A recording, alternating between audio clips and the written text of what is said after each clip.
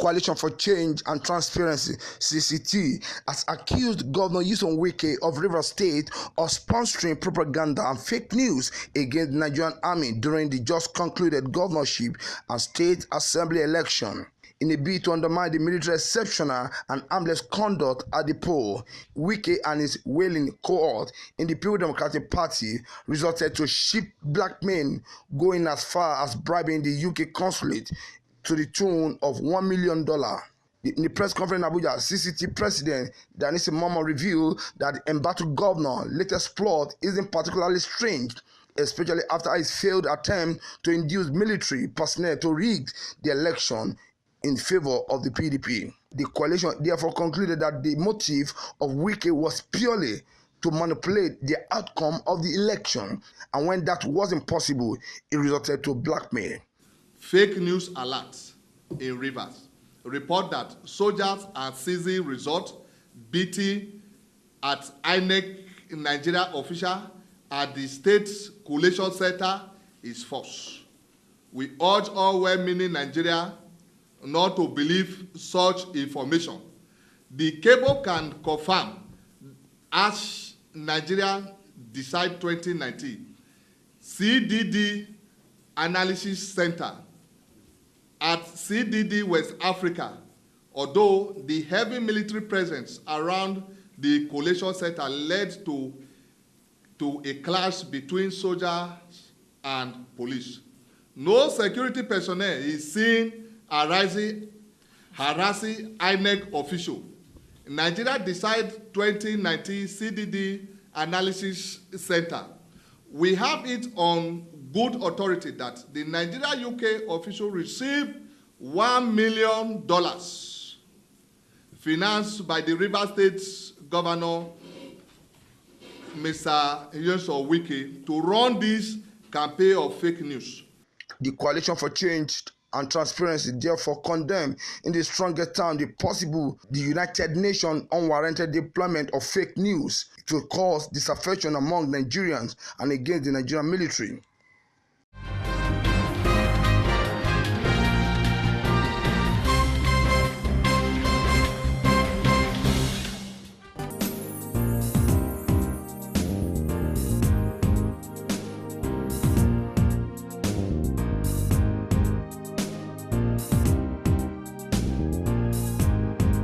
The governor-elect of Lagos State, Babajide Sanwo-Olu, has commended Lagosian for making an enlightened choice in Saturday governorship poll, which he won. Sanwo-Olu of All Progressive Congress said he knew that Lagosian would choose courage over fear and select cooperation over confrontation. He said this after being declared the winner of the election by the Independent National Electoral Commission. Sanwo-Olu polled 739,445 votes to defeat his main challenger, Jimmy Agbaje of People's Democratic Party. The governor-elect said by electing him, Lagosian has decided that they will continue to take part of progress that started in 1999.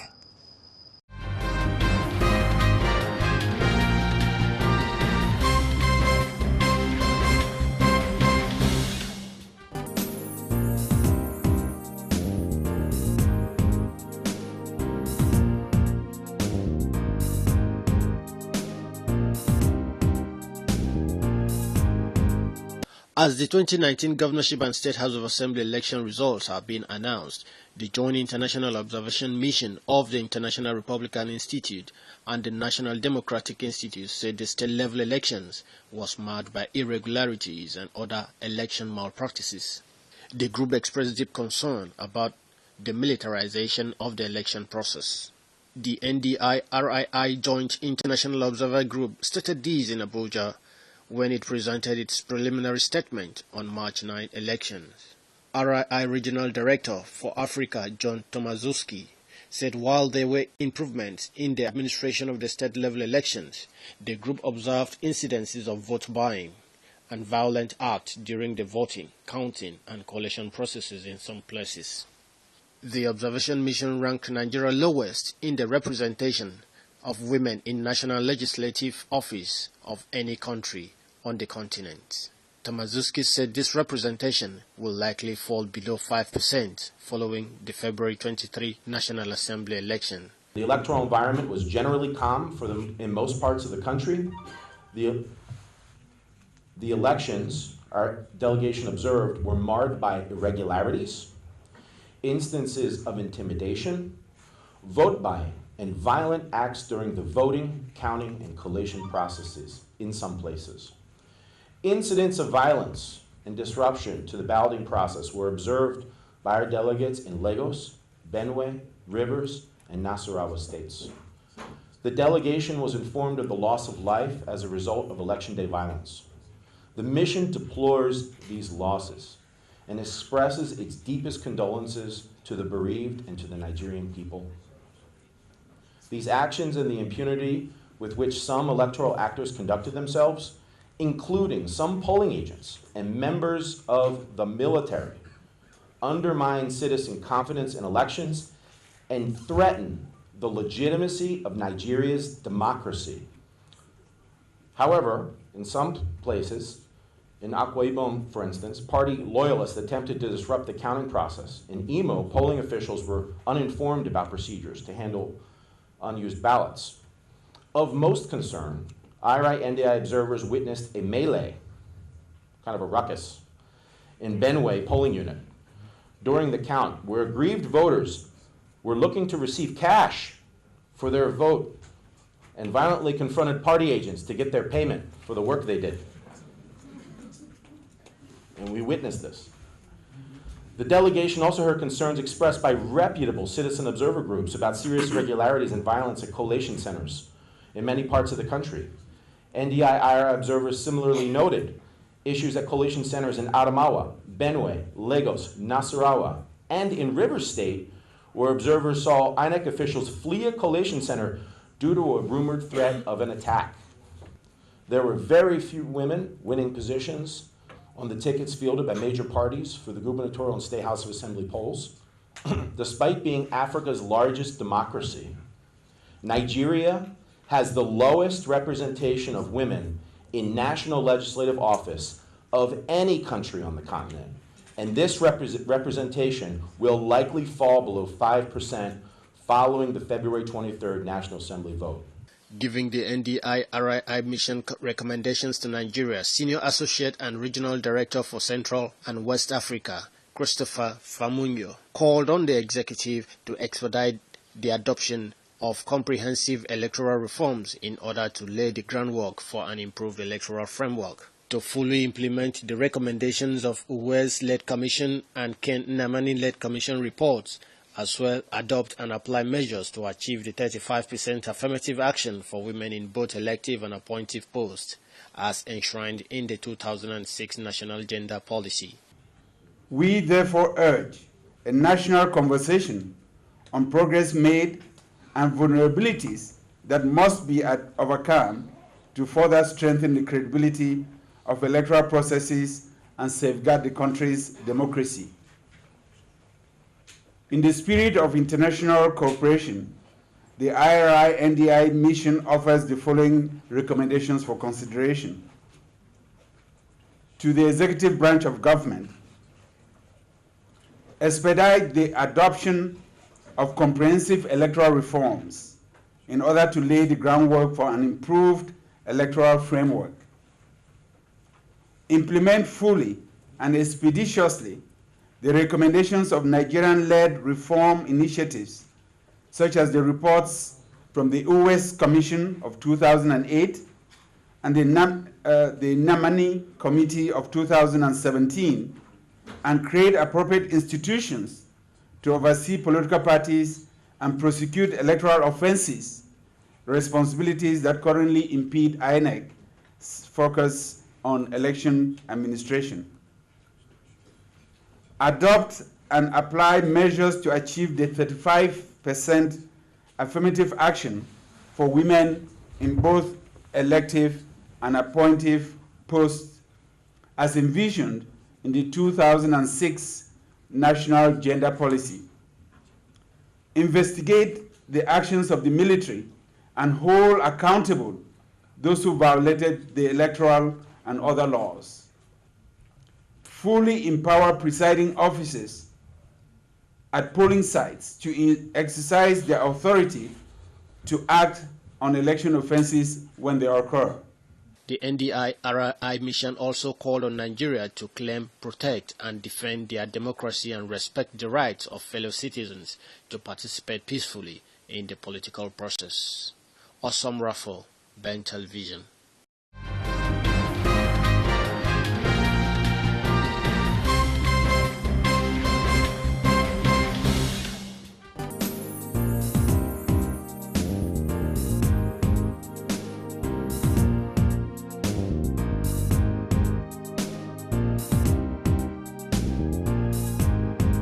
The Independent National Electoral Commission has declared governorship election in 6 states inconclusive.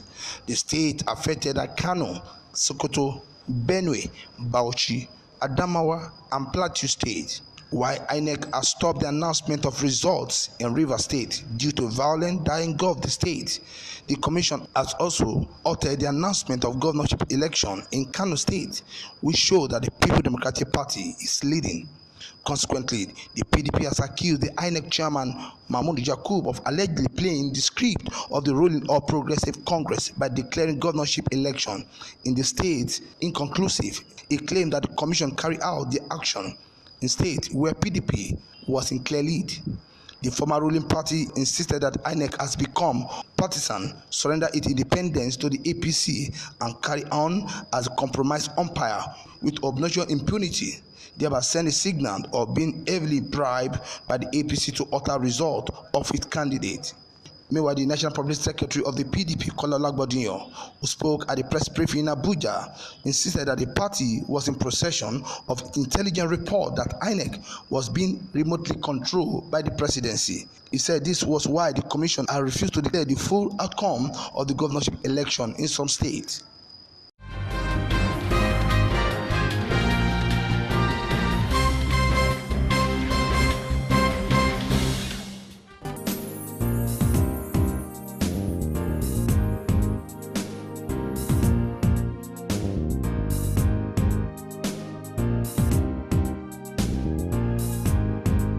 Coalition of United Political Party has described the alleged military interference in the governorship and House of Assembly election in Rivers State as treasonable felony. The coalition national spokesman Imo Ugoshinyere said this in a statement in Abuja. Ugoshinyere claimed that the military action the Chief of Army Staff Tuko Brutai has shown that he was nursing an agenda of returning the country to military rule.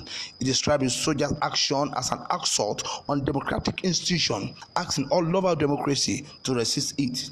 According to him, we may bold to say Brutai presents use of armed soldiers to attack the officials of the Independent National Electoral Commission and upturn the electoral process, who are testing ground for his plot to truncate Nigerian democracy.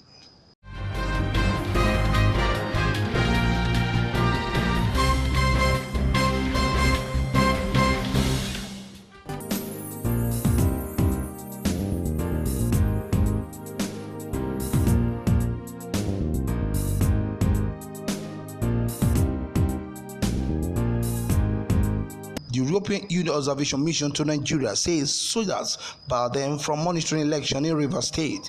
The observer made the allegation in the preliminary report in Abuja. Addressing journalists, the chief observer, Maria Arena, noted that they came to Nigeria on the invitation of INEC to monitor the election and make recommendations. Arena, who is a member of the EU Parliament, however, faulted the election. She said observers, including EU observers, were denied access to collation center in Rivers, apparently by the military personnel. This lack of access for observers compromised transparency and trust in the process. She said EU deploys 73 observers following voting, counting, and coalition results in 22 states. The chief observer said they monitored 223 polling units in 81 coalition centers. Arena said although the election operation improved, the elections were also marked by overall low turnout, violence including against election officers and voters.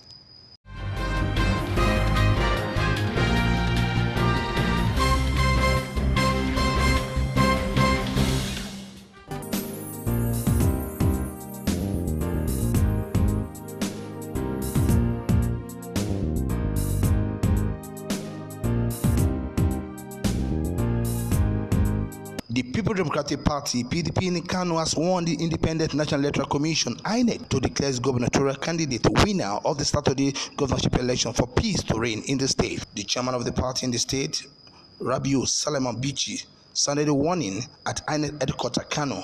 Bichi said it is evident that after collecting the result of 43 local government, PDP is leading in the state. But unfortunately, some talk went to Nasarawa local government coalition center and disturbed the coalition and told the results sheet. We are calling on INEC to declare PDP winner of the result that haven't been collated and later the only one word that remain to be collated. According to him, anything short of this may lead to something else in Kano. For peace to reign in Kano, INEC should simply declare PDP winner of the Kano State governorship election.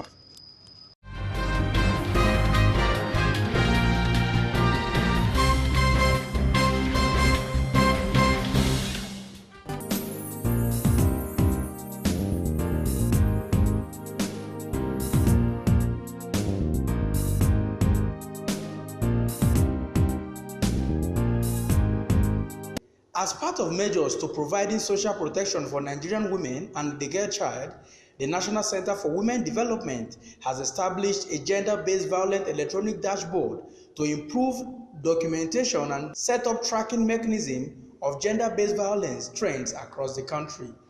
The Director General National Center for Women Development, Mrs. Mary Epereita, who disclosed this at the press conference to commemorate International Women's Day in Abuja, said the initiative is aimed at tracking efforts at prosecuting offenders, rehabilitation and compensation of victims and their families, noting that it will further provide a database for offenders to be named and shamed.